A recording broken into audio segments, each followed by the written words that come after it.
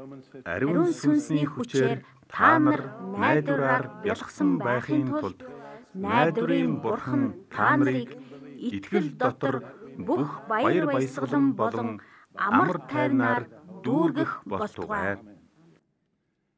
Энэ өрөө би цоврал хичээлээ үргэлжлүүлэн үзнэ. Өнөө өглөө би усан баптизмын талаар заасан. Харин одоо ариун сүнсний баптизмын талаар ярилцъя. Баптизм хийх гэдэг нь англи үг биш ээ. Харин англичилсан грек үг гэдгийг би хэлсэн. За түүнчлэн энэ нь булхах гэсэн утгатай болохыг ч бас хэлсэн шүү дээ. Тиймээс л би булхах гэж яриад байгаа юм аа. Тэгэр би өглөө усанд булхах тухай ярьсан бол одоо ариун сүнс дотор булхах тухай ярина. Булхах хоёр арга байна.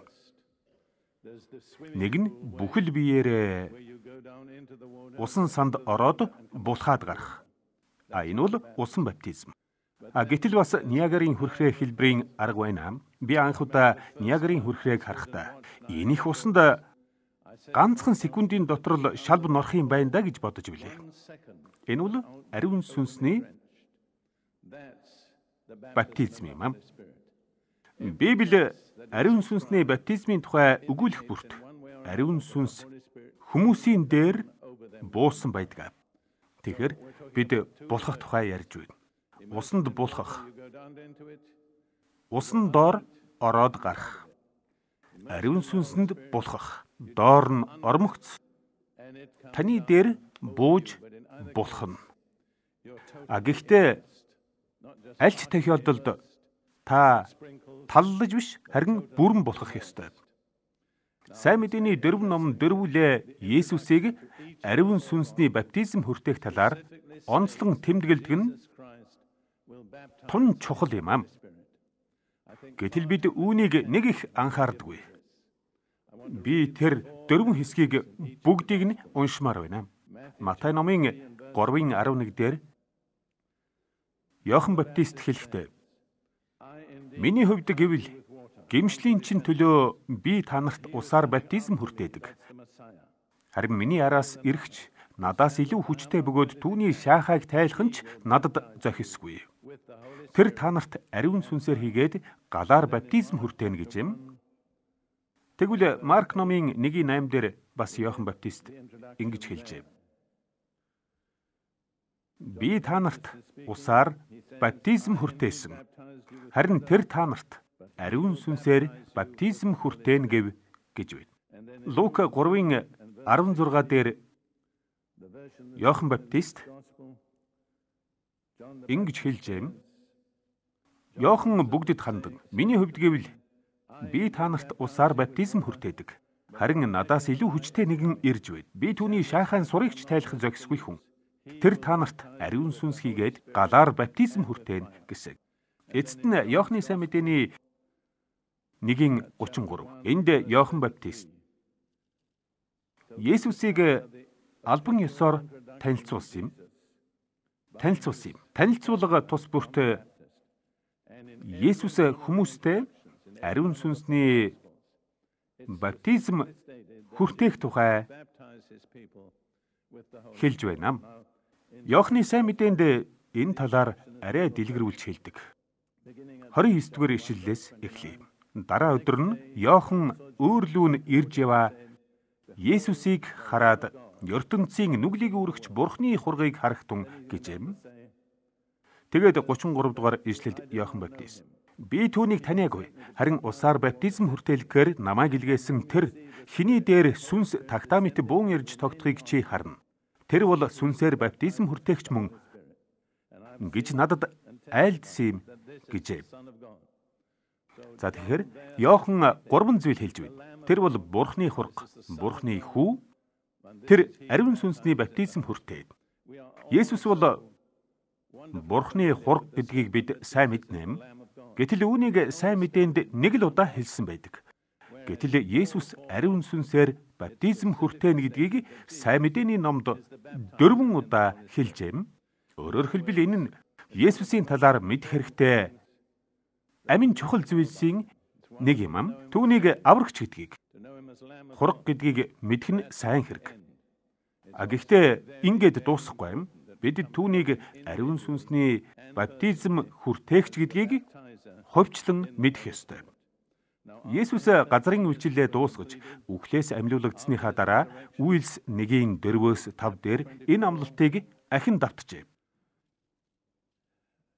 Сайн мэдээнд энэ амлалтыг хичнээн олон давтсныг хангалттай цохон тэмдэглэх нь тун хэцүү юм аа. Үйлс номын 1:4-5 дээр Есүсийн тухай ийхүү хэлдэг. Тэгээд элч нарыг нэг дор цуглуулan Ерүсалимыг орхилгүйгээр эцгийн амлсныг түүний та нар надаас сонссны дагуу Иохан усаар баптизм хүртээдэг байсан бол харин та нар ойрын өдрүүдэд ариун сүнсээр баптизм хүртэх болно гэснийг хүлээхийг тэдэнд тушаасан ажгуу гэсэн байна. Тэгэхээр Есүс өөрийг нь ариун сүнсний баптизм хүртээнэ гэсэн Иохан Баптистийн танилцуулсан амлалтыг яг давтаж хэлжээ. Тэгэхээр Есүсийн тухай амлалт нь Үйлс 2-ын 1-4 дээр буюу Пентекост өдөр биелсэн гэдэгтээ бараг бүх Библийн тайлбарлагчид санал нийлдэг юм. Энэ түүхийг Библиэс уншмаар байна. Үйлс 2:1-ээс эхлэж байна.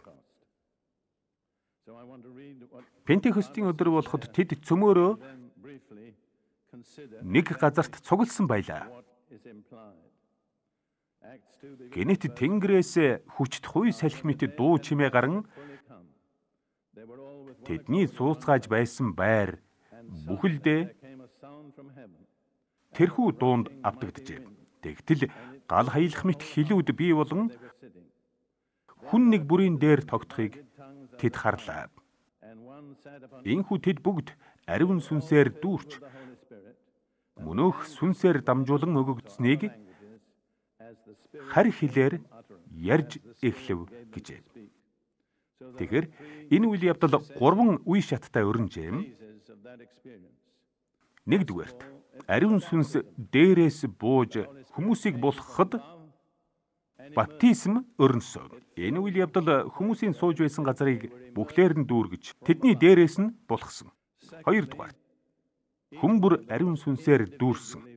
Ерөнхийдөө биш, харин хувь хүн бүр ариун сүнсийг хүлээж авсан байна. Гуравдугаарт энэ дүүрснээс ёр бусын урсгал, халил бий болсон. Энэ нь Матай номын 12-ын 34-ийн адагт Есүсийн хэлсэн үгтэй таарч байна. Матай 12-ын 34. Есүс хэлэхдээ учир нь зүрхний бялхлаас ам ярьдаг гэж. Би үнийг хүний зүрх юугаар дүүрнэ түүгээрээ ярьдгаа гэж ойлгодог. Хүмүүс ариун сүнсээр дүүрсэн тухай шинэ гэрээ хэд хэдэн удаа ярьдаг. Үзвэл тохиолдол тухай бүрийн дараа тэд нэгэн зүйл ярьж, иш үзүүлж, хэлээр ярьсан байдаг. Энэ бол ертөнцийн зарчим. Зүрхний бялхлаар ам ярьдаг. Зүрх дүүрээд хаялах болохоор яриа болж амаар хайлдаг юм. Пентекост өдөрч бас ийм явдал болжээ. Тэнд байсан хүмүүс ариун сүнсээр дүүрэхэд сүнс тэдэнд ярих хэлийг өгсөн. Харин хүмүүс сүнс тэднийг яриарэ гэж өгсөний дагуу өөр хэлээр ярьсан. Энэ нь бурхан хүн хоёрын гар нийлэн хамтарч ажиллах ёстой ажил гэдгийг ойлгох нь чухал шүү. Бурхан хүмүүсийг дүүргэсэн. Харин хүмүүс ярьж эхэлсэн. Ариун сүнс тэдний хэл амыг хөдөлгөж хүчээр яриулаагүй. Ариун сүнс тэдэнд хэл өгсөн. Харин хүмүүс өөрсдөө хэл амаа хөдөлгөж ярьсан. Би Пентекост хөдөлгөөнд олон жил байсан хүн л дээ. Тиймээс Принц хаа бурхан өөрөө л бүгдийг хийг гэж хэлж байгаа хүнтэй зөндөө таардаг. Нэг хүн бүр би 25 жил хүлээж байна. Бурхан өөрөө хийхийг хүлээж байна гэж хэлсэн юм. Тэгтэн би гэхдээ наадах чинь бичээсийн дагуу биш байна. Тиймээс та насан турш хүлээх болж дээ гэж хариулсан юм. Бурхан өөрийнхөө ажлыг хийнэ. Харин та өөрийнхөө ажлыг л хий. Бурхан танд хэл өгнө. Харин та ярь. Бурхан ярихгүй. Тэр хүмүүс ариун сүнсний өгснийг ярьсан юм шүү. Тийм ээ. Тэд Пентекост өдөр ариун сүнс ирэх хүртэл үнэхээр хүлээсэн. Гэхдээ үүнээс хойш хэн нэгэн ариун сүнсийг хүлээсэн тухай тэмдэглэгээ байхгүй. Ариун сүнс өгөгдсөн бөгөөд хүмүүс залбирч шаардлагыг биелүүлсэн тохиолдолд ариун сүнсийг тэр даруй хүлээн авч байсан. Та шаардлагыг биелүүлж би энэ талаар хожим ярина. Бас үнэн голоосоо хүсч байвал энэ орой л ариун сүнсийг хүлээн авна. Хэрв та ариун сүнсийг хүлээж аваагүй байсан бол энэ орой хүлээж авах боломж танд байна. Гэхдээ бид үүнийг хожим хийнэ. Харин одоо Илч Паул энэ талаар юу гэж тайлбарсныг үздэцгээе. 2 дугаар Коринт номын 1:21-с эхлэж уншицгаая. 2 дугаар Коринт 1:21. Христ дотор биднийг та нартай хамт баттгаж тосолсон тэр бол Бурхан мөн. Бас тэр биднийг тамгалсан бөгөөд бидний зүрхэнд сүнсийг барьцаа болгон өгсөн гэж. Тэгэхээр Паул 2 зүйлийг хэлжээ. Ариун сүнс тамга бөгөөд барьцаа юм. Эфес номын 1:14 дээр Паул үүнтэй тун төстэй хэлсэн байдаг. Эфес номын 1:13-аас 14.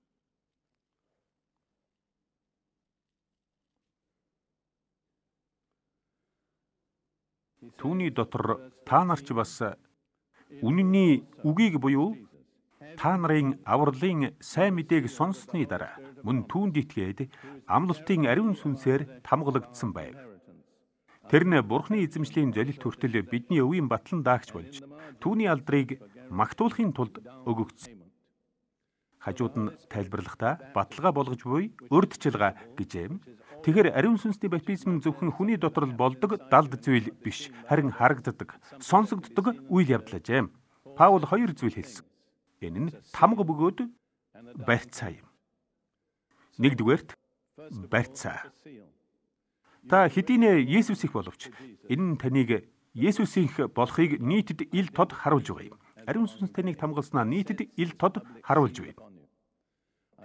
Дээхн үед бид Захиаг халуун лагаар тамгалдаг байсныг санаж байна уу? Дараа нь халуун лага тамгаар лац. Ариун сүнс яг ийм ажил хийдэг юм. Ариун сүнс бол тамга халуун лаа. Тэгээд Есүс тань дээр хээгээ дарахад энэ нь таныг тусгаарлал. Тийм захидлыг маш их анхаарч онцгойлдгийг та мэдхүү? Ариун сүнсний баптизм хүлээж авахдаа онцгой захидал болж байгаа юм. За тэгэхээр 2 дахь үг нь барьцаа юм уу, урьдчилгааж. Энэ нь маш сонирхолтой үг юм. Би угаасаа хэл судлалд их дуртай л да. Энэ үгийг еврейгээр арбон гэдэг бол арабаар арбония гэдэг. Харин свахили хэлээр арабуни гэдэг. Өөрөөр хэлбэл яг нэг үг байгаа биз? Би олон жилийн өмнө анхны гэргийтэйгээ Иерусалимд аж төрж байхдаа арабаар ярьдаг байлаа. Тэгээд 1947 онд шинэ байшинд нүүж орсныхоо дараа гэргий бид хоёр хөшигний материал авахаар хуучин хот ортол нэг хүн бидний хүссэн материалыг зарж байхдаа таарлаа. Тэгээд бид хүссэн юмаа авах гэсэн чинь үнэн нь бидний бодсноос илүү гарчихлаа. Одоо миний хэлэх тоо яг дүн нь биш шүү. Би зүгээр л жишээ болгож байгаа юм. Бид метр нь $5 давнаас 25 метрийг авахар болсон тул үнэн нь нийт $100 болчихлоо. Тэгэхээр нь би худалдагчид "Хөгшөө, бидэнд одоо ийм их мөнгө алгаа. Гэхдээ бид урьдчилгаа болгож $20 чамд үлдээе" гэлээ. Тэгтэл худалдагч үүнийг арабаар юу гэсэн гэж арбон гэсэн юм. Тэгэд бид танд урьдчилгаа өгсөн болохоор нэгдүгээрт та үүнийг зарж болохгүй. Энэ нь биднийх болсон. Хоёрдугаарт энэ урьдчилгаа маань бид эргэж ирээд мөнгөө гүйцэд төлөөд бараагаа авна гэсний баталгаа болог гэж хэлсэн юм. Ариун сүнсний баптизм нь яг л энэ юм шүү дээ. Есүс таны төлөөх урьдчилгааг төлөөд өөртөө зориулж тусад нь тавьдаг. Тиймээс та өөр хүнд ч зарагдахгүй. Хоёрдугаарт Энэ нь тэр буцаж ирээд таныг авна. Эргэж ирэхдээ үлдсэн төлбөрөө төлөөд таныг бүр мөсөн өөрийнхийгөө болгоно гэсэн. Өөрийнхийгөө болгоно гэсэн баталгаа юм. Энэ нь ариун сүнсний баптизмын гайхалтай дүрслэл юм аа. За тэгвэл тамга нь юу вэ? Хүмүүс энэ талаар их маргадаг. Гэхдээ би нэг зүйлийг л хэлье. Миний л мэдхийн шинэ гэрээ ариун сүнсний өгсөн хэлээр ярих гэх ганцхан л тамганы талаар ярьдаг юм аа. Тэгэхдээ бас Ямайкийн Растафаричууд зэрэг гаж урсгалынхан хэлээр ярьдгийг бид бүгдээрээ мэднэ. Иннээс болж хүмүүс би зөв хэл хүлээж авах эсхээ яаж мэдх юм бэ гэсэн айдастай байдаг. Тэгэхээр хэрв та Бурхны хүүхэд бол Тэнгэрийн ааваасаа талахгүйхэд тэр танд могой өгөхгүй гэж Есүс өөрөө хэлсэн байдаг шүү дээ. Тийм үү? Өөрөөр хэлбэл хэрв та зөв зүйл гуйж байгаа бол танд зөвл зүйл өгөгднө гэсэн бичгэн баталгаа байна. Тиймээс айх хэрэггүй. Харин та Бурхны хүүхэд биш бол танд энэ амлалт хэрэгжихгүй. Та Бурхны хүү байх хэрэгтэй. Хэрв та Тэнгэрийн ааваасаа ариун сүнс гуйвал тэр танд ариун сүнсийг л өгөх болно. Тиймээс тамга нь нийтэд үзэгддэг, сонсогддог ил зүйл юм. Тамга нь нууц байх ёсгүй юм. Нууц байвал зорилгоо биелүүлж чадахгүй шүү дээ. Үйлс номын 2 дугаар бүлэгт бичсэнчлэн тамга нь хүмүүс бүгдээрээ ариун сүнсний өгсөн хэлээр ярьж эхэлсэн явдлаажээ. Би энэ талаар 4 зүйл хэлмээр байна. Нэгдүгээрт энэ тамгыг элч нар өөрийн биеэр хүлээж авсан. Есүс тэдэнд аавын амлалтыг хүлээж автлаа Ерүсалимд хүлээгээрэй гэсэн. Тэд 10 өдөр хүлээсэн. Тэгээд ариун сүнс ирэхэд тэд хэлээр ярьсан бөгөөд цаашид хүлээх шаардлагагүй болсон. Тэд энэ тамгыг өөрийн биеэр хүлээн авчээ. Хоёрдугаарт тэд энэ тамгыг бусдын дотор хүлээн авсан. Энэ талаар удахгүй маш сонирхолтой жишээ үзэх болно. Гуравдугаарт тэд дахиж өөр тамга асуугаагүй. Энэ маш чухал шүү. Би энэ олон жилийн турш Принцха би ариун сүнсний баптизм хүртсэн эсхээ яаж мэдэх вэ? Би маш их залбирч Бурхныг хайсан. Гэхдээ яг яаж мэдэх вэ гэж асууж байгаа хүмүүстэй байнга л таарлддаг. Тэгэхээр би та тамгыг хүлээж авахаараа л мэднэ. Та ариун сүнсний өгсөн хэлээр анх ярихдаа л үүнийг хүлээж авснаа мэднэ гэж хариулдаг юм. За тэгэхээр дээрх 3 зүйлийг дахин хэлье. Элч нар энэ тамгыг өөрсдөө хүлээж авсан. Элч нар энэ тамгыг хүмүүс хүлээж авахыг харсан. Элч нар дахиж өөр тамга хүсээгүй. Шинэ гэрээ өөр ямар нэгэн тамганы талаар яриагүй. Өөр тамга гэж байхгүй юм. Лук номын 24-ийн 52-оос 53 дээр Есүс амилсныхаа дараа дагалдагч нартаа баяртай гэхдээ юу гэж хэлснийг үз. Энэ талаар би хэдэн зүйл хэлмээр байна. Олон хүн би ариун сүнсийг хүлээж авахдаа маш их баяр хөөрөөр дүүрсэн. Эзнийг зогсоо зайгүй магтсан. Энэ чинь тамга биш үү гэдэг. Шинэ гэрээний дагуу биш ээ. Баяр хөөрөөр дүүрч эзнийг магтах нь гайхалтай хэрэг. Гэхдээ энэ нь шинэ гэрээний тамга биш юм. Би яаж мэдж байгаагаа хэлье л дэм. Учир нь Есүсийг амьлуулагдсны дараа нэг ийм явдал болсныг Лукийн сайн мэдээний төгсгөлөөс үздэцгээе.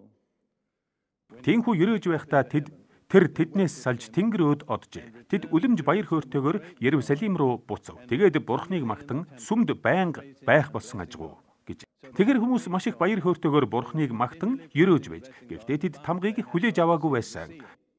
Тэд Пентекост өдөр хүртэл юу ч хүлээж аваагүй. Есүс тэднийг хүлээгээрэй гэсэн. Харин ариун сүнс ирсний дараа тэд хэлээр ярьж тэдний хүлээлт дууссан.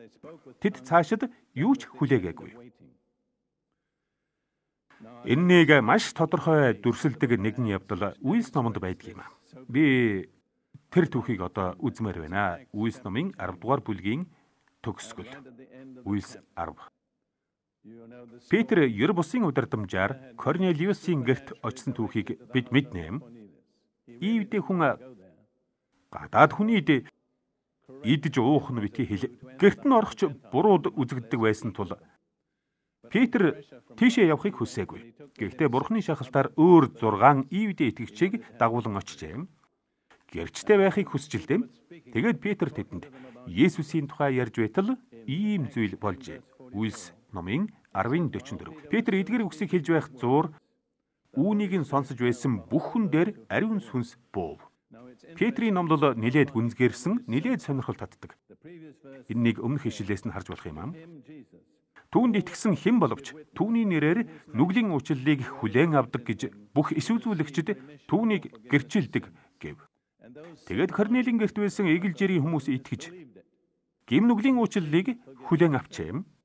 Нэгэнт нүглийн уучлалыг хүлээн авсан тул ариун сүнс тэдэн дээр бууж ирэхэд бэлэн болжээ. Харж байна уу? Энд Петр эдгээр үгсийг хэлж байх зуур үүнийг нь сонсож байсан бүх хүн дээр ариун сүнс буув. Хөвч хөндүүлсэн итгэгчид болох Петртэй хамт ирсэн бүх хүмүүс харь үндэстнүүд дээр бас ариун сүнсний бэлэг асгарахыг хараад гайхацгаажээ гэсэн байна. Петр тэргүүтээ хүмүүс анх тэр айлд сайн мэдэн Ийвдэчүүдэд л зориулагдсан гэсэн бодолтой ирснийг санаж байна уу? Гадаад хүмүүс Христэд итгэнэ гэдэгт тэд итгээгүй. Гэхдээ тэднийг харь хэлээр ярьж эхлэхэд Петр маргахч арга алга. Үнэхээр үнэн аж гэсэн байна. Тэд яагаад итгэв? Учир нь тэд хэлүүдээр ярьж Бурхныг дээдлэн байгаа нь сонсдог.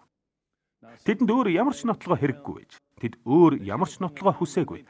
Корнелийн гэр бүлийнхэн өнөөгийн хүмүүсийн хэлдэг шиг 6-7 хоногийн хугацаанд үр жимс гаргаж өөрийгөө батлаагүй. Бид үр жимсний тухай бид бэлгийн тухай ярьж байгааг тэмдэглээрэй. Эдгээр нь хоёулаа чухал боловч хоёр өөр зүйл юм. Бэлгийг ганц удаагийн үйлдэлээр хүлээж авдаг бол үр жимс нь өсөлтийн урт удаан үйл явцаар төрдөг. Та нар Крисмас баяр тэмдэглэж гацуураа засдаг шүү дээ. Тэгээд гацуурынхаа дээр эсвэл доор бэлгэн тавина. Тэгээд дараа нь эзэд нь өөр өөрийнхөө бэлгийг задалдаг. Ингээд л болоо. Бэлгийг ганцхан удаагийн үйлдэлээр хүлээн авдаг. Ганцхан удаагийн үйлдэлээр хүлээн авдаг. Гэтэл үр жимс нь Крисмас модонд ургадаггүй. Албаны модонд ургадаг.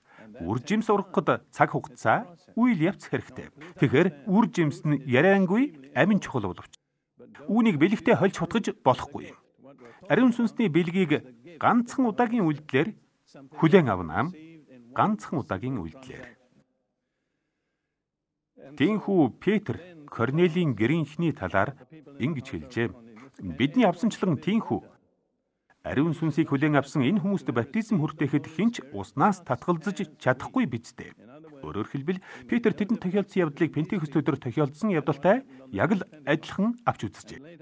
Хожим нь энэ хэргийн талаар өөрийг нь шүүмжилсэн Ийвдэ хүмүүст Петр ингэж хэлсэн байдаг.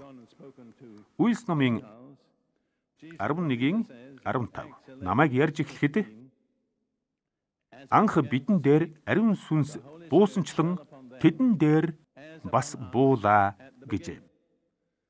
Энд Корнелийн гэртээ хүчрхэг галан хэлүүдийн салхи шуурга дэгдсэн гэж хэлээгүй ч тэр айлынхан хэлээр ярьж эхэлсэн тул үүнээс нь болж Петр тэргүүтээ хүмүүс тэднийг хүлээн авсан.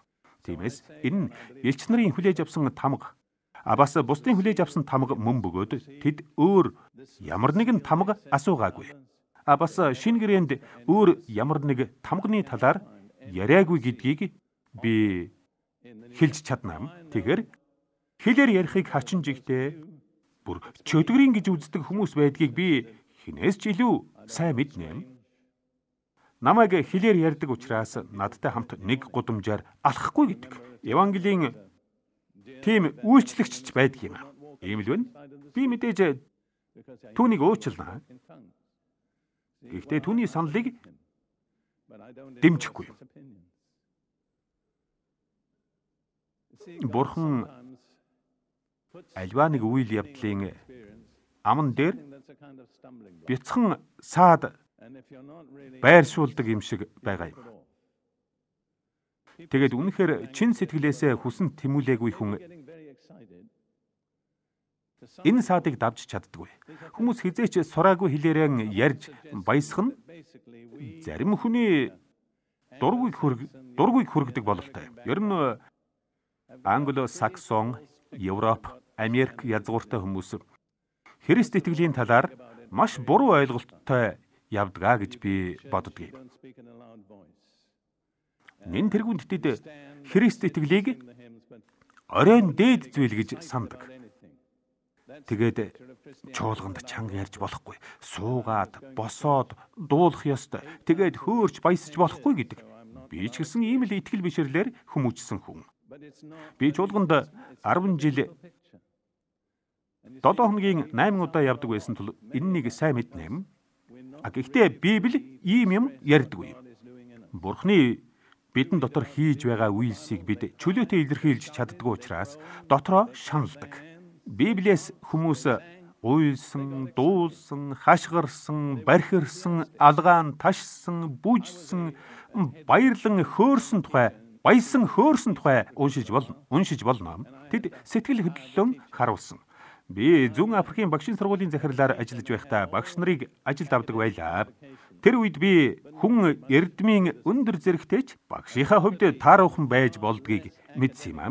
Нөгөө тэгүр тийм ч өндөр эрдмийн зэрэггүйч мундаг сайн багш байдаг. Гол ялгаа нь тэрээр эрч хүчтэй, сэтгэл мэдрэмжтэй байдаг. Энэ чанарыг орлох үнэхээр юу ч байхгүй юм. Рүтвитер жилийн өмнө Москвад 1000 гаруй шинэхэн итгэгч нартай цуглаан хийсэн юм аа. Тэдний эрч хүч баяр хөөр ямар гайхалтай байсан гэж тэгтэн би дотроо бурхан минь бүх газар ийм байдаг ч болоосэй гэж бодож билээ. Тэд дуулахдаа Есүс Христ бүхний эзэн гэдэг ганцхан үгийг бүтэн 10 минут дуул. Тэднийг хэн ч удирдаагүй. Зүгээр л дуулахгүй байхын аргагүй гэдэг шиг л байлаа. Рүтвитер тэр дууг бүр бичиж авсан юм. Тэгээд сүнсээр сэргмээр үедэн сонсдог юм. Мэргэжлийн студид хийсэн бичлэг биш ч гэсэн ямар хүчрхэг дуу гардаг гэж. Бөөм баяр. Хэрв та өөрийнхөө итгэж байгаа зүйлд бусдыг итгүүлэхийг хүсвэл баяр хөөртэй хуваалц. Хэрв та эдгэршгүй өвчнөөс эдгэх аргыг олсон бол энийг хүмүүст хэлэх гэж хичнээн их яарах болоо. Мэдээж яарна шүү. Тэгвэл одоо танд энээс ч илүү чухал юм байна. Энэ нь нүглээс эдгэгч юм. Тиймээс энэ тухай хүмүүст хэлэх гэж яарахгүй, догдлохгүй байх нь эрүүл биш юм. Гэхдээ баяслах хөрийг авчирдаг нэг нь ариун сүнс юм. Хичээлийн эхэнд Рүтвитерийн хуваалцсан үгийг санаж байна уу? Ариун сүнсний хүчээр та нар найдвараар бялхсан байхын тулд найдварын бурхан та нарын итгэл дотор бүх баяр баясгалан болон амар тайвнаар дүүргэх болтугай гэж. Биднийг юу итгэл найдвартай болгодог вэ? Ариун сүнсний хүч. Өнөөдөр та нарын хэдэн найдвар тээж байна? Надад хариулах хэрэггүй. Та нарын хэдэн Есүс гэхээр баярлдаг вэ? Та нарын хэдэн энэ тухай ярих гэж байж ядаж хөөч баясаж байна? Угаасаа баясах ёстой юм. Угаасаа баясах ёстой юм. Энэ их бие барьсан номхон байдал шинэ гэрээтэй ямар ч холбоогүй юм шүү. Удахгүй энэ талаар хэдэн жишээ хэлнэ. За одоо цаашаа явцгаая. Тэгэхээр шинэ гэрээнд ариун сүнсний баптизмыг хоёр арга замаар хүртээдэг. Нэг нь шууд л Тэнгэрээс хүмүүстээр бууж байна. Энэ явдал Пентекост өдөр бас Корнелийн гэрт болсон. Нөгөөх нь гар тавьснаар буудаг. Энэ тухай 3 газар гардаг. Үйлс номын 8-ын 14-өөс 19-т. Самарт яг ийм явдал болжээ. Самар нь Бурхны үгийг хүлээн авсныг Иерусалим дахь элч нар сонсоод Петр, Иохан нарыг тэдэн рүү явуулав. Тэд ирж тэдэнд ариун сүнсийг авахуулахын төлөө залбирчээ. Тэр хүмүүс Филиппийн номлолыг сонссон. Тэгээд итгэж баптизм хийлгэсэн. Үүнийг бүлгийн эхэнд маш тодорхой хэлсэн шүү дээ. Тэд аврагдсан боловч ариун сүнсийг хүлээж аваагүй байна. Тиймээс элч нар хүмүүсийг гайхамшигтайгаар аврагдсан гэдэгт сэтгэл ханаагүй. Үүнээс илүү ихийг хүсжээ. 16 дугаар ишлэлийг харцгаая. Учир нь тэдний хэнд ч ариун сүнс хараахан буугаагүй байсан. Энэ нь ариун сүнсийг тэдэн дээр буух талаар хэлжээ. Тэгээд тэр хоёр тэдэн дээр гараа тавихад тэд ариун сүнсийг хүлээн авч байлаа. Тэгэхээр энэ жишээн дээр гар тавихад ариун сүнс буун иржээ. Харин дараагийн бүлэгт хожим элч Паул болсон Таршишийн Саулыг Дамаскотод байхад дагалдагч Анания түүн дээр ирж гар тавин түүний эдгэрлийн төлөө бас ариун сүнсийг хүлээж авахын төлөө залбирчээ. Тиймээс Ананияг гар тавихад Паул ариун сүнсийг хүлээн авсан. Үйлс номын 19 дээр бас өөр нэгэн жишээ бий. Паул Эфест хэдэн дагалдагчтай уулзаад тэднээс ариун сүнсийг хүлээж авсан эсхийг асуутал тэд ариун сүнсний талаар сонсоогүй гэсэн. Тэгэхээр нь Паул тэднийг Есүсийн дагалдагч гэж бодож байлаа. Харин тэд Иохан Баптистийн дагалдагч болохыг олж мэджээ. Тиймээс Паул тэр нь өнгөрсөн. Харин одоо Есүст итгэх итгэлийн баптизм хийх хэрэгтэй гэж хэлжээ. Тэгээд тэд усаар баптизм хийлгээд дараа нь ийхүү Паул тэдэн дээр гараа тавихад ариун сүнс тэдэн дээр ир. Тэд олон хэлээр ярьж иш үзүүлжээ гэж. Гэхдээ хэлээр ярих нь эцсийн зорилго биш юм. Хэлээр ярих нь гайхалтай юм.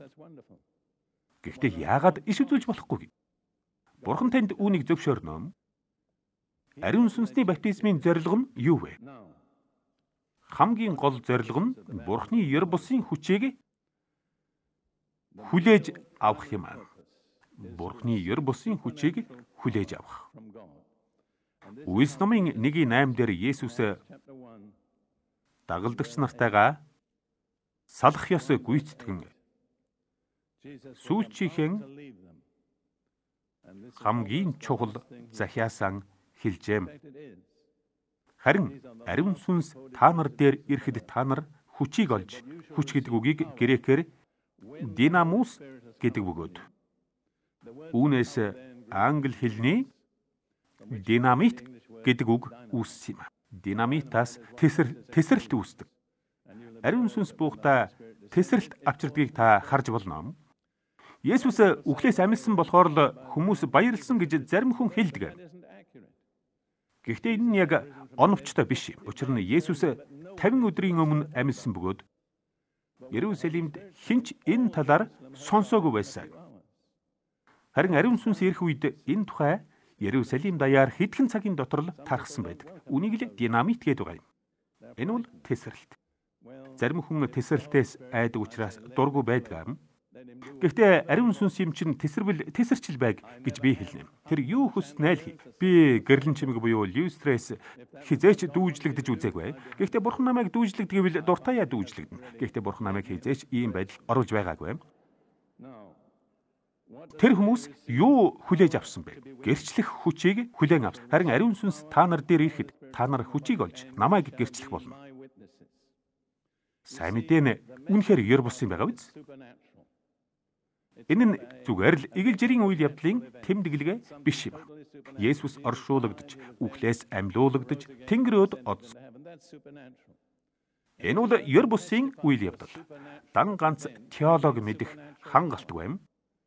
Харин та итгэлээрээ хүчрхэгжих ёстой. Хүчрхэгжих ёстой. Заримдаа гимнүгэлтнүүд Христэд итгэгч хүмүүсээс ч илүү ялгах хараатай байдаг. Тэд ёр бусын хүчээр ирсэн зүйлийг шууд л таньдаг.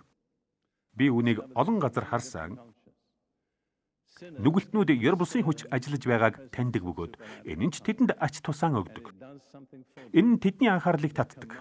Есүс та нар хүчийг хүлээн авч миний гэрч нар болно. Гэхдээ яг үүнийг л хэлсэн. Түүнчлэн Ром номын 15-ын 18-аас 19 дээр Паул өөрийнхөө үйлчлэлийн талаар ийхүү өгүүлжээ. Учир нь Христийн надаар дамжуулан хийсэн зүйлээс өөр ямар ч юмыг би ярьж зүрхлэх. Тэрээр надаар дамжуулан харь үндэстнүүдийг дуулууртай байдалд үгээр болон үйлсээр минь тэмдгүүд болон гайхамшигын хүч дотор ариун сүнсний хүч дотор авчирсан гэж. Тэгэхээр Паул түүний үйлчлэлд ариун сүнсний үйлсээс илүү гарах юм байхгүй гэж юм. Ариун сүнс ёр бусын хүч чадал тэмдэг гайхамшигаараа сайн мэдээг мэдэхгүй харь үндэстнийг дуулууртай болгосныг Паул хэлсэн юм.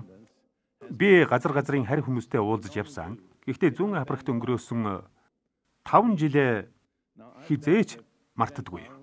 Тэнд би Африкийн багшийн сургуулийн захирлаар ажиллаж байлаа. Тэр цагт Африк хүн бүр боловсралтай болохыг эрмэлзэж байсан юм. Тэд эрдэмтэй болохын тулд маш хичээнгүй дуулууртай суралцсан. Тэгээд илгээлтийн эзэдийн бараг хэлсэн бүхнийг хийдэг байлаа. Нэг удаа би оюутнуудаа цуглуулад, "За та нар боловсралтай болохын тулд үнэхээр хичээнгүй дуулууртай суралцдагт чинь баярлалаа. Гэхдээ та нарын тархинд хизээч хариулт олоогүй нэгэн асуулт байгаа" гэж хэлтэл тэдний чихэн соотоогоод явчихлаа. Тэгэхээр нь гэхдээ би ч тэр асуултад хариулж чадахгүй гэж хэлтэл тэдний нүд нь бөөрч бүлтийгээд явчихсан юм. Тэгмэгцэн тэр асуулт нь Библи нь Африкчуудад зориулагдсан ном мөн үү? Африкчууд Библиэд итгэж болох уу? Эсвэл энэ нь дан ганц цагаан арьстан хүмүүст зориулагдсан ном юм уу? Гэдэг асуулт юм гэлээ шүү. Тэгээд дараа нь би оюутнуудтай "Та нар Бурхны ер бусын хүчийг өөрийнхөө амьдралд үзэхээс нааш энэ асуултад хариулт олохгүй. Үзэх юм бол энэ нь Америкаас юм уу, Британиас биш, харин Тэнгэрээс ирсэн ном гэдгийг мэдэх болно" гэж хэлсэн юм аа. Дараа нь би тэдэнд олон юм нуршилгүй голдуу залбирсаар байлаа. Гэтэл хэдэн сарын дараа манай оюутнууд дээр ариун сүнс ер бусын хүчтэй асгаран бууж, сургуулийн маань оюутан бүр ариун сүнсний баптизм хүлээж авсан юм. Тэр явдлыг хүртэл тэднийг залбируулах гэж яддаг байсан бол тэр явдлаас эхлэн тэдний залбирлыг зогсоохын аргагүй болсон юм. Тэд дээрээс ер бусын тамга хүлээж авсан учраас дотор байрандаа шүмдэл хүртэл залбирдаг болсон юм. Надтай хамтран зүтгэж байсан илгээлтийн эзэд маань "Уучлаарай" ингэж хэлэх жаахан эвгүйч хэлэхээс өөр аргагүй. Африкчуудыг хичнээн өргөсөн ч өөдлөхгүй улс гэсэн хандлагатай байсан юм л да. Харин би тэдэнтэй маргалгүй зүгээр л Африк хүмүүстэй цаг өнгөрөөдөг байсан. Гэтэл ариун сүнс буух үед мөнөө илгээлтийн эзэд чинь юу болоод байгааг үзэхээр газар буусан. Африкчууд өөдөлдөг улс гэдгийг тэд харсан. Тэр залуус Бурхны ер бусын хүчийг өөрийнхөө амьдрал дээр үзэх хэрэгтэй байж. Тэдэнд харь хүнээс хүлээж авсан үг хангалтгүй байлаа. Тэгтэл эх хэдэн сар нь мөнөөх 25 наснаас доошх тэдгээр залуусын дунд ариун сүнсний бэлэг ажиллаж эхэлсэн. Үнэн дээр бүр 2 ч хүн үхлээс амьлуулагдахыг би бүр нүдээр харсан шүү. Хүмүүс харсан уу ийм юм гэж бас байдгаа гэлцэж байлаа. Тийм ээ, ийм юм байдаг. Би энийг харсан. Цаг байхгүй болохоор би энэ талаар нуршмааргүй. Гэхдээ хүн үхлээс амьлуулагдахыг үзсэн хүн дуугүй суугаад сонсдог.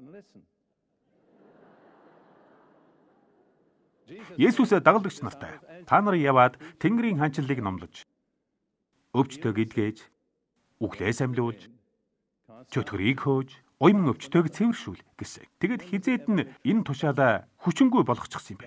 Хизээч болгоогүй. Би евдээчүүдийн дунд аж төрж байхдаа харин үндэстэн бид евдээчүүд та бүхнээс ер бусын байдлаар батлагдаагүй. Сайн мэдээнд итгэхийг шахаж шаардсандаа хүлцэл өчөж байна. Яагаад гэвэл Бурхан онцгой улаачаараа та нарт мэдээ дамжуулахдаа ямар нэг арга байдлаар заавал ер бусын баталгаа өгдөг байсныг бичээсийн уг үндэс чинь хэлдэг гэж хэлдэг байсан юм. Одоо бүгдээрээ Еврей номын 2 дугаар бүлгийн 3-аас 4 дугаар ишлэлийг үз. Еврей 2-ын 3-аас 4. Бид ийм агуу авралыг үл хайхраад хэрхэн зүгтаах вүлээ? Энэхүү авралыг эхлээд эзэн айлдсан бөгөөд сонсон хүмүүс бидэнд түүнийг баталсан юм. Бас Бурхан өөрийнхөө хүслийн дагуу тэмдэг хийгээд гайхамшигаар янз бүрийн хүчт үйлс болон ариун сүнсний бэлгүүдээр дамжуулан тэдний хамт гэрчилсэн билээ гэсэн байна. Бид яагаад сайн мэдээнд онцгой анхаарах ёстой талаар Еврей номын бичээч 3 шалтгаан өгчээ. Нэгдүгээрт сайн мэдээг Есүс өөрөө анх тунх гэлсэн. Хоёрдугаарт үүнийг Есүсийн нүдэн дээр гэрч нар баталсан. Гуравдугаарт ариун сүнс үүнийг ёр бусын тэмдэг гайхамшиг бэлгээр баталдаг. Үл итгэгч дэлхий биднээс үүнийг л шаарддаг. Тиймээс хэрв бид бичээсийг зөвхөн онлын хэмжээнд л яриад байвал бид Бурханаас дорд төвшөнд аж төрж байна гэсэн үг. Мэдээж үүнийг сонсоод хүмүүс аврагдана. Энэ ч гайхалтай хэрэг. Гэхдээ энэ нь Бурханы хамгийн шилдэг нь биш юм. Тэгэхээр одоо би ариун сүнсний баптизмыг хүлээн авах өөр нэг шалтгааныг хэлье. Үүнийг 1-р Коринт номын 12-ийн 13 дээр хэлсэн юм аа. 12-ийн 13. Энэ нь шинэ гэрээний хамгийн буруу ташаа ойлгогддог ишлэлийн нэг юм аа.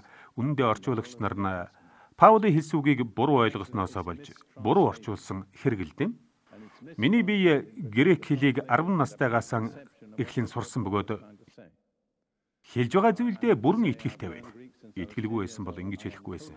Ер нь тус ишлэлийг бүх орчуулга адилхан хөрвүүлдэг. За тэгэхээр 1-р Коринт номын 12-ийн 13. Учир нь ивдээчүүд эсвэл грекчүүд, боолууд эсвэл эрхчлөө хүмүүсч ялгаагүй. Бид бүгдээрээ нэг сүнсээр нэг бие рүү баптизм хүртсэн бөгөөд нэг сүнсийг уусан юм гэж. Тэгэхээр мөнөөх буруу үг нь сүнсээр гэдэг нөхцөл юм. Учир нь үнийг грекээр нэг сүнс дотор гэдэг. Тэгээд ариун сүнс хүмүүст баптизм хүртээдэг гэсэн ойлголт шинэ гэрээнд хаач байхгүй. Хүмүүс ариун сүнс дотор баптизм хийлэгдэг болохоос биш. Ариун сүнс баптизм хийхгүй. Бид ариун сүнсээр төрсөн бөгөөд энэ нь биднийг биед нэгдүүлдэг. Энд нэг гэдэг онцгой үг байна. Тэгэхээр баптизмын зорилго нь бие дотор нэгдэл авчрах гэдгийг л Паул хэлжээ. Бид бүгдээрээ нэг сүнсээр нэг бие рүү баптизм хүртсэн бөгөөд нэг сүнсийг уусан юм. Паул нэг гэдэг үгийг 3 удаа хэрэглэсэн байна. Хүн баптизм хийлгэхдээ ямар нэг зүйл рүү болон ямар нэг зүйл дотор хийлэгдэгэ гэж би өмнө нь хэлсэн шүү дээ. Гэхдээ Иохны баптизмд болон итгэлийн баптизмд хүмүүс үнэндээ баптизм хийлгсэн зүйлийнхээ дотор хэдийнэ байсан. Жишээлх юм бол Иохны баптизм нь гимшлийн баптизм байсан боловч тэрээр гимшээгүй хүмүүст баптизм хийгээгүй. Тэгэхээр Иохан гимшлийг төрүүлээгүй. Харин хүмүүс гимшсэн гэдгийг нь тунхаглан харуулжээ. Харин итгэлийн баптизмын тухайд бид усаар Христ рүү баптизм хийлэгдэг. Гэхдээ бид хэдийнэ Христийн дотор байгаа учраас баптизм хийлэгдэг. Эсбөгөөс баптизм хийлгэх эрхгүй болно. Тэгэхээр усан баптизм нь биднийг Христийн дотор оруулаагүй. Харин хэдийнэ Христийн дотор байгааг минь тамгалж байгаа юм. Тэгвэл ариун сүнсний баптизмын тухайд ч ялгаагүй юм. Бид нэг сүнс дотор нэгэн бие рүү баптизм хийлэхдээ бие рүү орох гэж биш. Харин бие дотор байгаагаа тамгалан баптизм хийлгэж байгаа юм.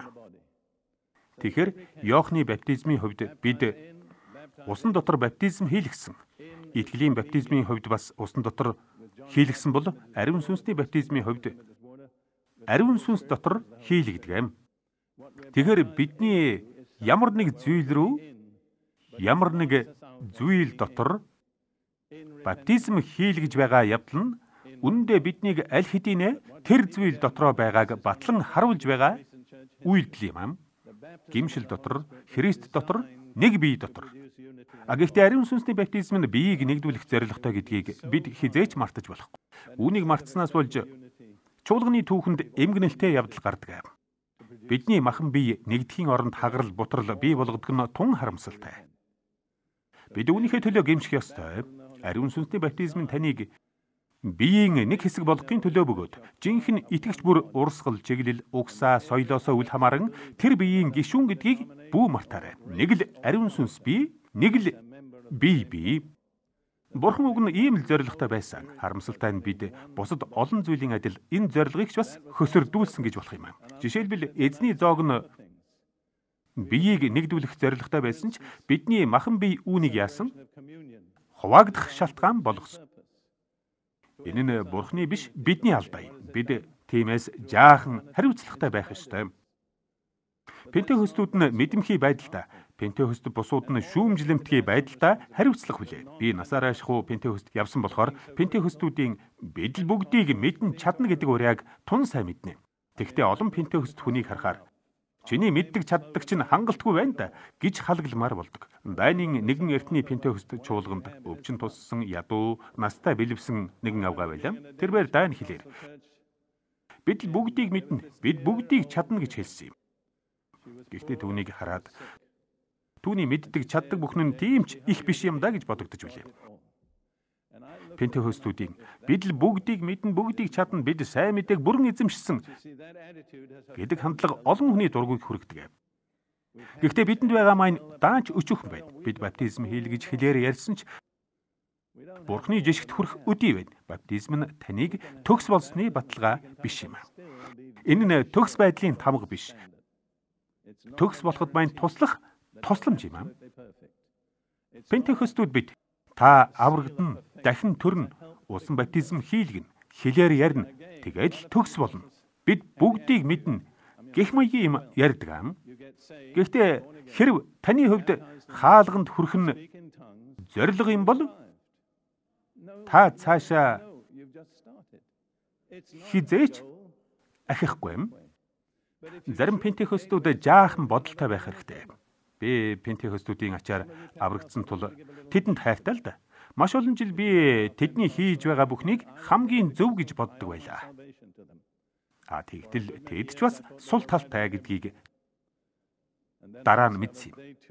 Гэхдээ хамгийн гол нь ариун сүнсний баптизм нь Христ итгэлийг нэгтгэх зорилготой гэдгийг бүү мартаарай. Бидний шийдэх ёстой нэг зүйл нь махан биеийн илэрхийлэл юм.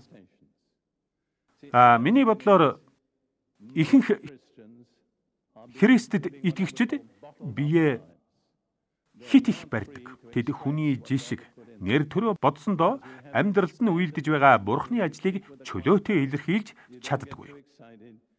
Тухайлбал чимээгүй бай, суудалдаа номхон суу, баясан хөөрч болохгүй. Бос суу сүгд чуулганаас гар гэдэг. Би өөрөө 10 жил ингэж амьдарсан учраас сайн мэднэ. Тиймээс ийм юм байхгүй гэж бүү марга. Гэтэл шинэ гэрээний Христ итгэл ийм байдаггүй.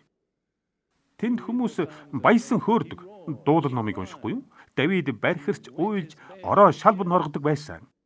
Тэр сэтгэл хөдлөл ихтэй хүн байжээ. Давид байтугай Иесус ч дуу тавин уйлж сэтгэл хөдлөлөн илэрхийлж байсан шүү дээ. Би өөрөө улаан уламжлал дунд бойдсон юм л дээ. Би Британийн Ютон болон Кембрижийн их сургуулийг дүүргэсэн. Их гүрний үзэлтэй хүн байсан. Гэтэл нэг шөнө Бурхан надад ариун сүнс дотор баптизм хийчихсэн юм. Энэ нь яг юу болохыг би мэдээгүй. Энэ явдал чуулганд ч биш. Цэргийн ангийн өрөөнд л болчихсон хэрэг. Би тэр үед чуулганд явах, аврагдах, сүнс дотор баптизм хийх талаар огт юу ч мэддэггүй байсан юм. Би эдгэрийг харанхуй шөнө цэргийн ангийн өрөөндөө л хүлээгээд авчихсан. Тэгээд дараа нь л чуулганд явж эхлэхдээ олон хүн Бурханд боломж олгодгүйг харсан юм. Би тийм ч их сэтгэл хөдлөлтөй хүн биш л дээ. Үүнийг та нарын зарим нь мэдэх байхаа. Гэхдээ гол асуудал нь бид Бурхны үеийг чөлөөтэй илэрхийлэлгүй сэтгэл мэдрэмжэн боодгоо. Би бүтэн сайнны орой хүндэтгэл мөргөлийн талаар ярина. Тэр үед энэ талаар нэлээд дэлгэрэнгүй ярих болно. Хүндэтгэл мөргөл нь дан үг биш, биеийн хандлага юм. Хүн бөхийж, сүгдэж, алгаан ташдаг. Бичээсийн хүндэтгэл ийм л байдаг. Гэтэл англо-саксон гарбалтай бид Библийн жишгээс голдуу, холоо хоцорч, ариун сүнсний бидэн дотор үйлдсэн зүйлийг илэрхийлж чадахгүй байна. Бид сүнсийг боож дардаг. Бид сэтгэлэн илэрхийлдэггүй, баясаж хөөрдөггүй, харин оронд нь биеэн барьдаг. Би тийм ч хөөрүү хүн биш ч гэлээ. Ариун сүнсэнд захирагдаж, ариун сүнсний миний дотор тавьсан зүйлсийг илэрхийлэхэд итгэдэг. Би та бүхэнд Бурхантай уулзаж насан туршдаа хамт алхсан хүмүүсийн заримаас нь хэлээ л дээ. Авраам байна. Бурхан түүнд үзэгдэх үед Авраам яасан бэлээ? Тэр нүрээрээ хөсөр унсан. Та нар бол тэхүү? Зарим нь тэхэл байх. Итгэж хүмүүс хаанд титмийн өмсгөж бүгдийн эзнэр өргөмжлөгтөн. Тэнгэрэлч нар хөсөр унаг гэж дуулахыг сонсоод инээд хүрдэг юм. Энэ тэнгэрэлч нар хөсөр унавал унаг, харин бид унавал нэр төрд халтай гэж байгаатай л адил сонсогддог. Удаах нь Израиль. Эзэн тэдний өргөлийг ёр бусын галаар хүлээн авахд даяар Израиль нүрээрээ хөсөр унан хашгирсан. Библи баяртайгаар хашгирцгаая гэсэн. Хашгирах нь чанга дуулах биш. Гэхдээ энэ талаар өнөөдөр биш, бүтэн сайнны орой дэлгэрэнгүй ярина. Харин ямар ч байсан хашгирна гэдэг нь хашгирахыг л хэлнэ. Хүмүүс хөл бөмбөгийн тэмцээн үзээд өөрийнх нь тал гол оруулахад үсэрч босоод орилдог шүү дээ. Яагаад тэгдэг вэ? Баярлсан да. Хөл бөмбөгийн тэмцээнд тэгтлээ баярлдаг байж. Яагаад? Есүс гэхээр, ариун сүнс гэхээр баярлахгүй байх гэж. Бас Йошуа байд. Тэрээр Ерихогийн гадна эзний цэргийн удирдагчтай уулзаад нүрээрээ хөсөр унсан байдаг. Үнэн дээр Библийн агуу хөмбөр ядаж нэг удаа Бурхны өмнө нүрээрээ хөсөр унсан байдаг. Түүнчлэн Бурхан углаашаа тайл, чи ариун газар зогсож байна гэсэн байдаг. Харин та ингэж гутлаа тайлж байсан уу? Би бол тайлж байсан. 2 жилийн өмнө Израильд конференц дээр хинч заагаагүй байхад хүмүүс өөрсдөө л гутлаан тайлж эхэлсэн. Яагад гэвэл тэр хүмүүс ариун газар зогсож байгаагаа мэдсэн хэрэг. Бурхны гал, Бурхны оршихуйн алдар сүмд бууж ирэхэд тахилч нар нүрээрээ хөсөр унсан байдаг. Тэд зүгээр зогсож чадаагүй. Би Еремай номыг унших дуртай. Яагад гэвэл тэр үнэхээр хүндтэй иш үзүүлэгч байсан. Еремай Библийн нэлээд хэсгийг бичсэн хүн шүү дээ. Бусад бичээч нараасаа ч ихийг бичсэн. Еремай номын 23-ийн 9 дээр. Иш үзүүлэгчдийн тухай зүрх минь миний дотор эмтэрч бүх яс минь чичрэн. Эзнээс болон түүний ариун үгсээс болж би согтуу хүм мэт, дарсанд дийлдсэн хүм мэт болов гэдэг юм. Еремай эзний ариун байдалд ингэж л хандсан. Түүний бүх ясан чичирчээ. Хүний бие чичрэхгүйгээр ясан чичрэх боломжгүй. Эзний ариун байдлаас болж би согтуу хүм мэт байна гэсэн байна. Та ингэтлээ эзний ариун байдлыг мэдэрч үзсэн үү? Тэгэхээр бид хавьгүй дорой төвшөнд аж төрж байгаа биз? Тийм үү? Пентекост өдөр ариун сүнс ирэхэд хүмүүс жигтэйхэн боловсон загнасан уу? Үгүй юм. Харин ч хүмүүс хачин жигтэй зохисгүй гэмээр авиралсан байдаг. Тэд бөөнөрөө мэдэхгүй хэлээр ярихад үлийтгэгчд юу гэлээ? Тэднийг согтчихж гэсэн. Таныг чуулганаас гарахад чинь хэн нэг нь тэгж хэлж байсан уу? Элч Иохан үзэгдлээр Есүстэй уулзахдаа үхсэн юм шиг л унжээ. Тэр ёр бусын хүчинд цохиулсан. За үүгээр би жагсаалтан төгсгөё. Юу гэвэл цагч дуусч байна. Тиймээс баптизм хийлгэх 7 шаардлагыг товчхон сэргээн давтъя. Нэгдүгээрт гимш. Үйлс номын 2:38. Гимшиж баптизм хийлэг. 2 дугаарт баптизм хийлэг. Баптизм хийлэг тэгээд ариун сүнсийг хүлээн ав. 3 дугаарт цанга. Есүс цангаж байгаа хүн байвал над руу ирж уу гэсэн. 4 дугаарт нь та Есүс рүү ирэх хэрэгтэй. Тэр л ганцаараа ариун сүнс дотор баптизм хийдэг. Баптизм хийлгмээр байвал баптизм хийдэг эзэн дээр нь ирэх хэрэгтэй. 5 дугаарт асуух хэрэгтэй. Есүс муу ярийн хүмүүс хүртэл үр хүүхэддээ сайн сайхныг өгдөг бол Тэнгэрлэг аав чинь асуусан хүнд ариун сүнсээ бүрч өгч чадахгүй гэж үү? гэж. Олон итгэгчид Бурхан надад ариун сүнсээ өгөхөөр шийдсэн бол өгөх нь гарцаагүй. Асуух хэрэггүй гэдэг юм. Гэтэл Есүс асуух хэрэгтэй гэсэн. Асуусан хүнд Тэнгэрийн аав ариун сүнсээ өгнө гэсэн.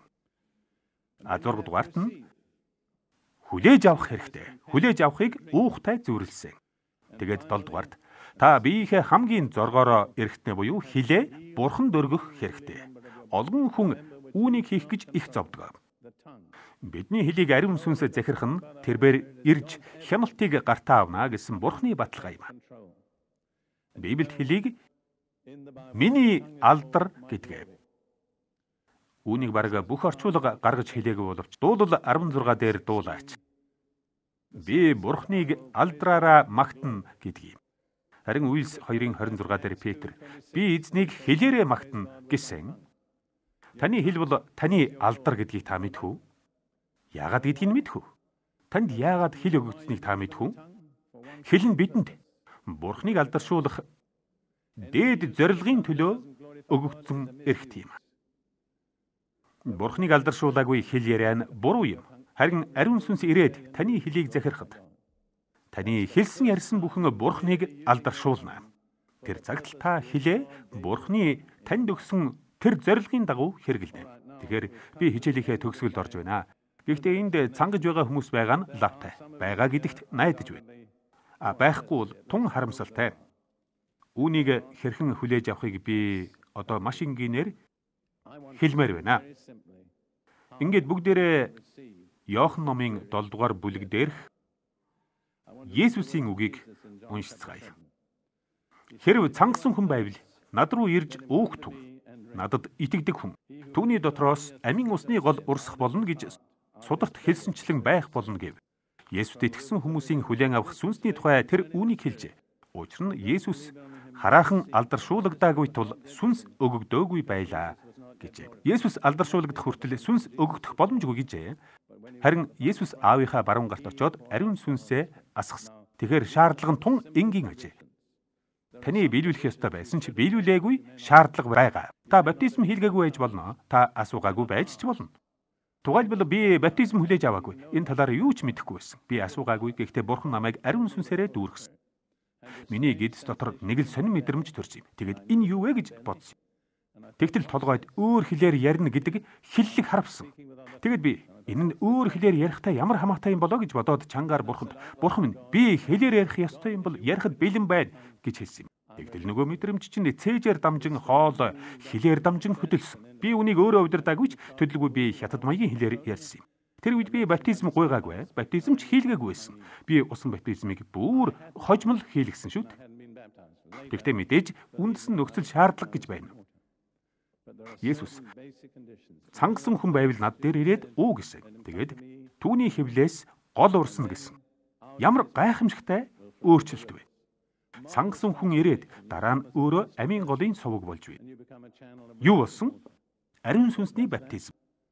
Тэгэхээр та юу хийх ёстой? Маш энгийн. Иесус дээр ир. Баптизмын эзэн дээр очоод баптизм хийлэг. Та уух хэрэгтэй. Ийм л энгийн гэхээр шашинлаг хүмүүс ойлгодгүй юм аа. Амаа хамгичгаад ус уун гэж байхгүй. Хүн жирийн ус уухтаа амаа ангайдаг үстэй. Тэрнтэй адилхан Бурхны ёр бусын хүчийг уухаар амаа ангайгаад юу ч хүлээж аваагүй хүн миний л мэдхийн байхгүй юм. Тийм ээ, байхгүй. 3,000 хүн нэгэн зэрэг уухыг ч би үзсэн. Харин уусны дараа танаас гол урснаа. Зүрхний бэлхлаар ам ярьдаг гэснийг та санаж байна уу? Та үнийг итгэлээр үйлдэх хэрэгтэй. Яагаад гэвэл ариун сүнс таны өмнөөс ярихгүй. Ариун сүнс танд үг өгмөгц та өөрөө ярих хэрэгтэй. Энэ итгэлийн алхам юм. Итгэлгүйгээр Бурханд таалагдах боломжгүй билээ. Хэрв та өнөө орой энэ ёр бусын гайхалтай үйл явдлыг хүлээж авахыг хүсэж байвал би таны төлөө маш энгийн залбирал хэлье. Би таныг чуулганаасаа яв эсвэл чуулгандаа ир гэж хүсэхгүй. Зүгээр л элч нарт хэрэгтэй байсан, анхны чуулганд хэрэгтэй байсан зүйл танд ч бас хэрэгтэй гэж л хэлж байгаа юм аа. Тиймээс та надаар залбируулахаар урагшаа гарвал би дуртаяа залбирч өгнө. Принц аха. Би өнөөдөр цангаж байна. Тиймээс хүлээж авмаар байна. гэвэл босоод урагшаа гарч ирнэ үү? Би тэгвэл залбиралд хөтлөнө.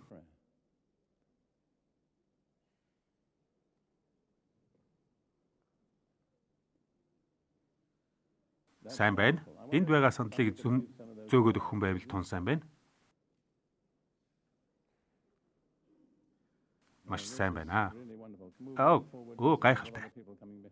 Араас чинь олон хүмүүс ирж байгаа учраас аль болох урагшлаа. Гайхалтай биш гэж үү? Баптизм хэдийнэ хүлээж авчихсан хүмүүс нь энэ хүмүүсийн төлөө залбирна уу? Миний төлөө ч бас залбираарай. Надаас битгий айгаарай. Надаас айж болохгүй шүү. Би хазчихгүй. Дахиад жаахан урагшаа болоорой. Ийм олон цангасан хүн байна гэж би үүндээ төсөөлсөнгүй шүү. Гайхалтай. Энэ бүхэн Шинэ Зеландад жинхэнэ өөрчлөлт авчирнаа. Хэрэв та нар бүгдээрээ ариун сүнсээр дүүрвэл Шинэ Зеландад юу болохыг төсөөлөхгүй. Амен. Хүмүүс нэмэгцээр байгаа болохоор би хүлээсээр байна. Үнэхээр ийм олон хүн гарч ирнэ гэж сансан. Үнэхээр гайхалтай. Үнэхээр баяртай байна.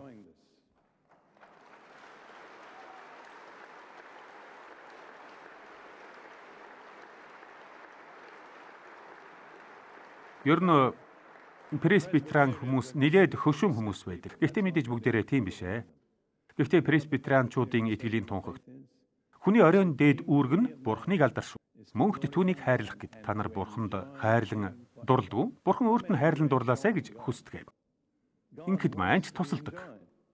Иннээс хойш та Бурханд улам их хайртай болох болно. Тийм үү? Тэгэхээр та бүхэн Дерек Принц дээр ирээгүй. Би баптизм хүртээгч биш. Та нар Есүс дээр ирж. Харин би зөвхөн залбирлаар л туслах юм аа. Та нар Есүс дээр ирж асууж уух болно. Ийм л энгийн зүйлийг хийн гэхээр шашинлаг хүмүүс бол бүдэрдэг юм аа. Амаа нээгээд ариун сүнсийг уугаарай. Хэсэг хугацааны дараа таны уусан балгаан зүйл чинь таны амаар хальж эхлэх болно. Яаж хальдгийм гэж үү? Зүрхний бялгалаас ам ярьдгаа гэсэн Библийн үг байдаг шүү дээ. Зүрх сэтгэлд чинь байгаа зүйлс амаар чинь дамжин хальж гарнаа гэсэн үг. Та доторхоо харж чадахгүй. Дүүрс эсхийн ч харж чадахгүй шүү дээ. Харин дуу чимээг нь сонсоод дүүрснээ мэднэ. Тэгэхээр би одоо таныг залбиралд хөтлөе. Эргэн тойрныхоо хүмүүсийг анхааралгүй зөвхөн Бурхантай л хамт байгаарай. Сэтгэл чинь хөрөөд байвал битгий зовоорой. Энэнд буруу юм байхгүй. Гол нь та уугаад дараа нь итгэлээр ярих хэрэгтэй гэдгийг л битгий мартаарай.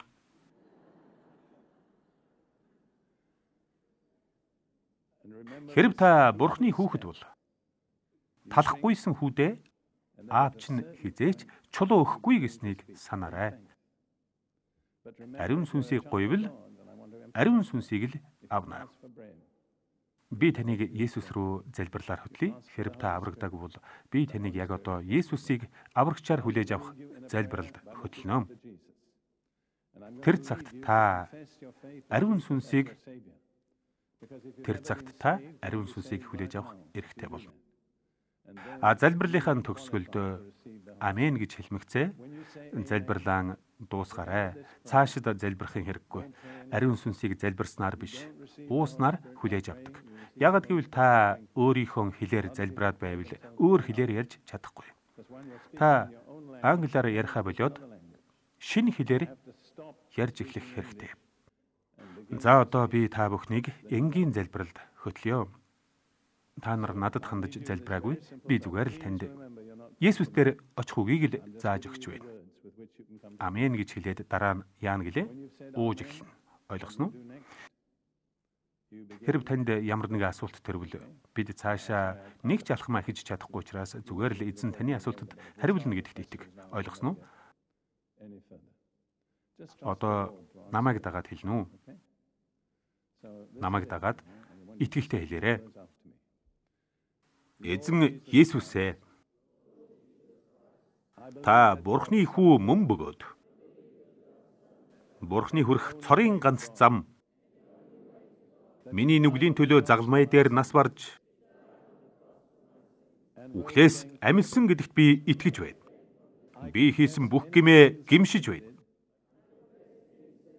Та намайг уучилж өөрийнхөө нандин цуснд цэвэрлэн гэдэгт итгэж байна. Энэ бүхний төлөө баярлалаа. Харин одоо эзэн Есүсээ намайг ариун сүнс дотроо баптизм хийгээч. Би өөрийгөө таны өмнө нээж миний дээр хэдийнэ асгах таны сүнсийг ууж байна. Би өөрийгөө таны өмнө нээж миний дээр хэдийнэ асгах таны сүнсийг ууж байна. Эзэн минь баярлалаа. Би итгэлээр талархаж байна. Есүсийн нэрээр. Амен. За одоо ууж эхэл. Над руу битгий хар. Би баптизмын эзэн биш. Зүгээр л хилээ эзэнд өгч ярьж эхэл. Та хашгирах хэрэггүй. Гэхдээ хэлсэн зүйлээ ойлгохоор тодорхой ярих хэрэгтэй. Зүйтэй болж байна. Хит хитэн хүн хэдийнэ ярьж байх шиг байна. Жаахан чангаар ярь.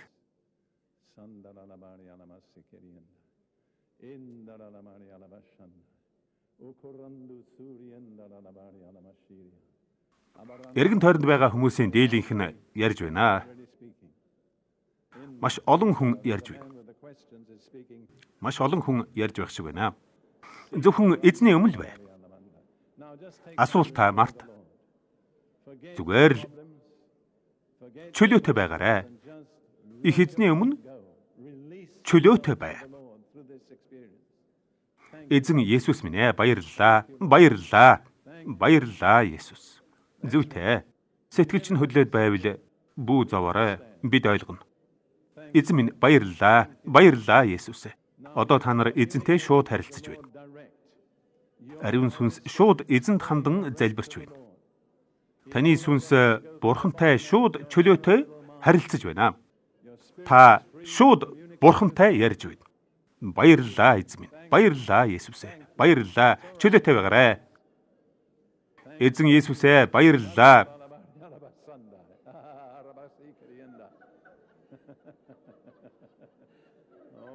Халелуя.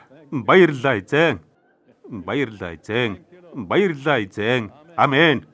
Библи таны амийг инээдээр дүүргэж, таны урвалыг баяр хөөрийн хурайгаар дүүргэхээс нааш төгс хүнийг тусгаарлахгүй гэсэн. Зүгээрээ эгч минь. Би ч бас инээж үзсэн. Гайхалтай. Амен.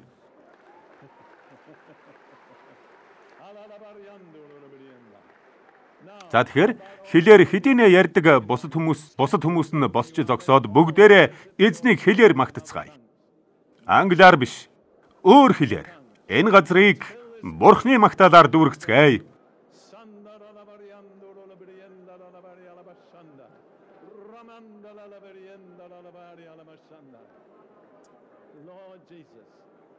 Эзэн Есүс ээ, бид таныг магтаж байна. Бид таныг магтаж байна, Есүс ээ. Та бол бидний эзэн, аврагч Бурхан. Бид таныг магтаж байна.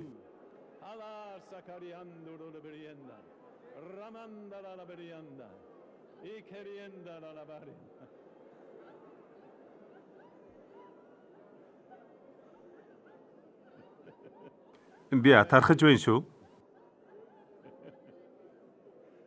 Би үнэхээр атархаж байна. Би ч бас инээж үзье. Энэ бол гайхалтай зүйл. Инээмэр байвал инээ. Энэ бол бичээсийн зүйл. Библи таны амийг инээдээр дүүргэж, таны урвалыг баяр хөөрийн хурайгаар дүүргэхээс нааш төгс хүнийг тусгаарлахгүй гэсэн. Эзэн Есүсээ баярлалаа. Баярлалаа. Баярлалаа. Нэр төрөө Март баярлаж хөөрмөр байгаа бол хөөр. Баярлалаа. Баярлалаа. Баярлалаа. Халелуя. Баярлалаа Есүсээ. Баярлалаа. Есүсээ цөөрөн байна гэж хэлээгүй. Голууд байна гэж хэлсэн. Тиймээс урсгалыг бүү тасал чөлөөтэй урс. Чөлөөтэй бай. Эзнийг өөр хэлээр магтаарай. Энэ газраас эргэлзээ тээж бүү гараарай. Энэ газрыг Есүсийг магтах магтаалаар дүүргээрэй. Түүнийг чангаар магтан хүнддэг. Баярлалаа.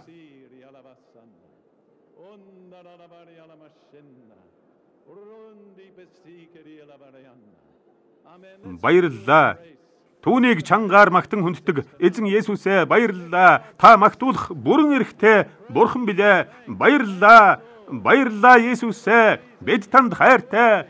Халелуя. Бид танд хайртай гэж хэлэхээсээ бид ичихгүй. Бид танд хайртай. Та биднийг эхэлж хайрлсан учраас бид танд хайртай. Халелуя. Их эзэн. Энэ орой үлдсэн бүхний тань төлөө баярлалаа. Бүх алдар магтаал нь танд байх болтугай. Баярлалаа. Баярлалаа. Баярлалаа их эзэн. Та бүхэн бүгдээрээ хэлээр ярьсан гэдэгт найдаж байна. Хит чанга биш боловч өөрөө сонсогдохоор хангалттай чангаар ярьсан байхаа. Та хүнд биш эзэнд хандаж ярьж байгаагаа битгий мартаарай. Хүн бүр өөрийнхөө мэдэхгүй хэлээр ярьсан байхаа. Талхаас уусан хүүдээ Бурхан чулуу өгөхгүйг санаарай. Амен. Бурханы өгсөн зүйлийг баяртайгаар хүлээн ав.